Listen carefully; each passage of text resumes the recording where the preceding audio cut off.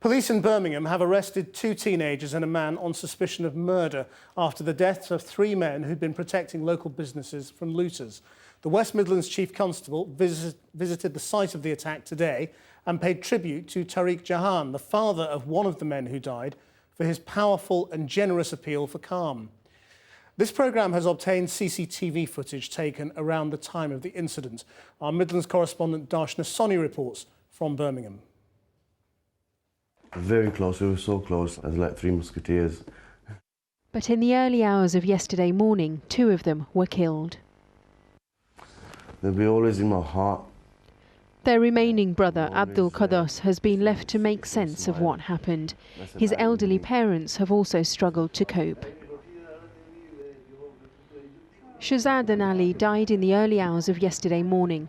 They had been part of a larger group who were out defending properties from looters. Abdul Qaddus described the moment he realised both his younger brothers had been hit. I didn't know where to go because one of my brothers to my right and one to my left. I couldn't get to none of the aids in time. You can't do nothing, you can't even do anything, and the paramedics are trying their best. And they're right in front of your face, and there's no pulse and no heartbeat. What would you imagine?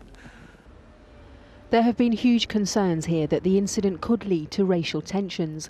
It's not known what happened exactly, despite dozens of rumours that have been circulating.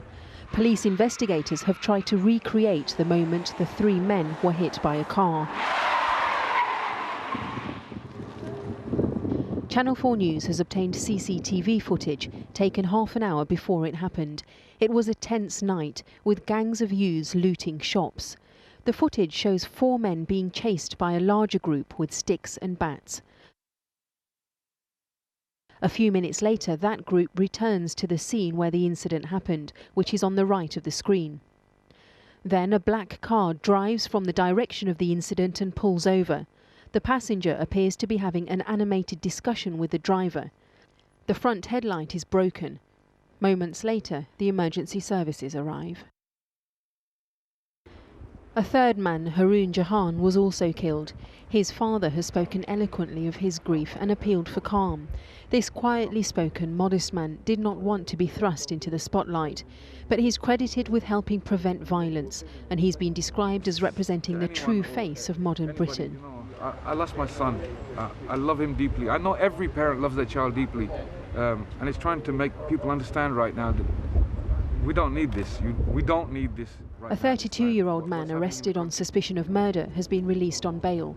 3 others have been arrested. And those 3 men include 2 teenagers aged just 16 and 17 and a 26-year-old. They're still being questioned this evening. Here at the scene, it's a very different atmosphere to that we experienced yesterday, when things certainly felt very tense. Today it seems very relaxed. There are still large groups gathered here, but they've mainly come to pay their respects, to read the floral tributes that have been left, and to remember the 3 boys who died.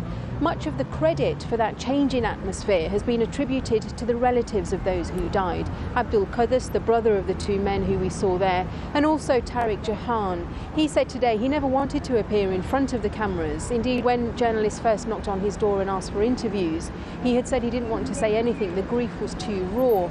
He now says he recognises his responsibility, and if in any way his words can help calm the situation, then he's certainly willing to help the police get out their message in appealing for everyone here to calm down. Darshna Soni in Birmingham.